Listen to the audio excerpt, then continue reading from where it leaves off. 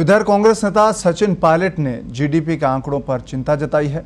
सचिन पायलट ने देश की अर्थव्यवस्था की खराब हालत के लिए केंद्र की मोदी सरकार को जिम्मेदार ठहराया है।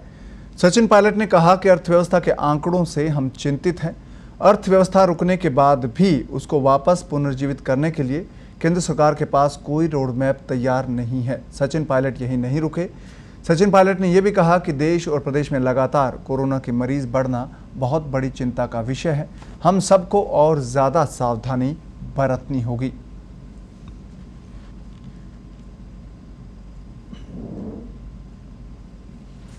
कि लगातार जो आंकड़े सरकार पेश कर रही है अर्थव्यवस्था के बारे में, उसमें गिरावट तो सबको मालूम है हो रही थी, लेकिन चिंता मुझे इस बात की है कि गिरावट रुकने के बाद एक अर्थव्यवस्था को, इकोनॉमी को रिवाइव करने के लिए कोई रोड मैप तैयार नहीं सरकार के पास।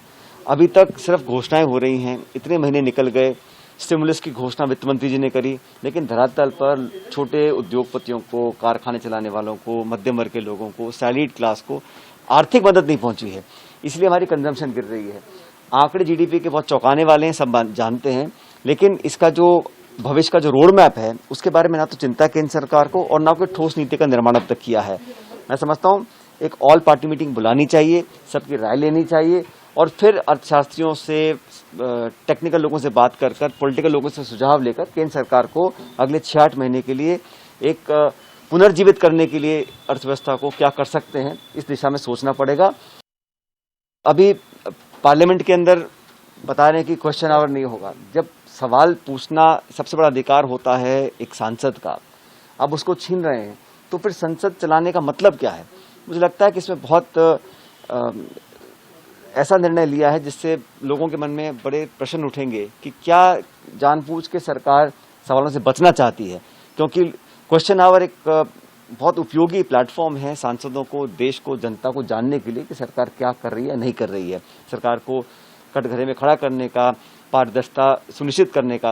तो क्वेश्चन आवर जो सस्पेंड, जो मना किया है सत्र में, 14 तारीख से सत्र हो रहा है, मैं समझता हूँ एक गलत निर्णय है, सरकार को पुनर्विचार करना चाहिए। प्रदेश और देश में कोरोना के संक्रमण के केसेस बढ़ रहे हैं, ये चिंता का विषय है, क्योंकि अभी तक हम पीक पर नहीं पहुंचे हैं। इसलिए सब लोगों को और अधिक सावधानी बरतनी पड़ेगी। हम सब जानते हैं कि पिछले कुछ महीनों में लोगों ने थोड़ी लापरवाही दिखाई, हम सब लोगों ने, इसलिए सब लोगों को सतर्क रहना पड़ेगा। चाहे हाथ धोने की बात हो, चाहे डिस्टेंस मेंटेन करने की बात हो। सरकार कानून बना सकती है, सरकार दिशा निर्देश दे सकती है, लेकिन पब्लिक को, जनता को मानना पड़ेगा। हम सब लोगों को, खासकर जो लोग एक्टिव लोग हैं, उन लोगों को और एहतियात बरतने चाहिए।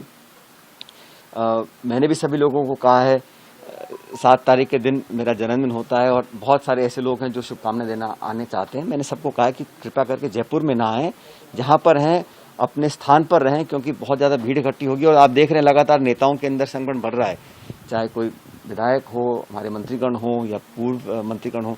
इसलिए हम सब चिंतित हैं। मैंने सभी से रिक्वेस्ट करी है कि सबकी भावना को मैं सम्मान करता हूं और सबने बहुत प्यार आशीर्वाद दिया है, लेकिन 7 तारीख के दिन सब लोग अपने अपने घरों में, अपने अपने जिलों में रहें और जो भी शुभकामनाएं, जो भी समाज सेवा का काम करना है वो अपने जिलों में ही करें।